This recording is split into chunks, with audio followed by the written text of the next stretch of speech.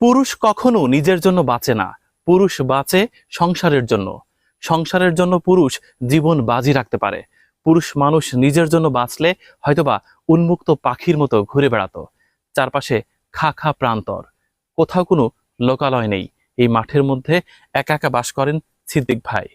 পুরুষের অভিমানের বরফ গলে যাওয়াটা এত সহজ নয়। বন্ধুর প্রতারণা আর প্রিয়জনদের বিশ্বাসঘাতকতা তাকে একাকী জীবন দিয়েছে। কাছের মানুষ থেকে এতটা দূরত্বে নিজেকে সরিয়ে নিয়েছে, এখন আর দেখাই যায় না, যেন দূরের কোনো নক্ষত্র।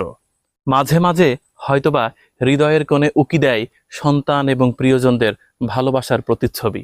তবু কখনো তিনি সমাজে ফেরেননি। মাঠের মাঝে একা বাস করেন, মাঠে কাজ করেন, আর ছোট্ট এই কুঠিরে একা রান্না করেন। সঙ্গী শুধুমাত্র একটি কুকুর। মনে পড়ছে শীর্ষেন্দু মুখোপাধ্যায়ের বিখ্যাত উপন্যাস যাও পাখি। সেখানে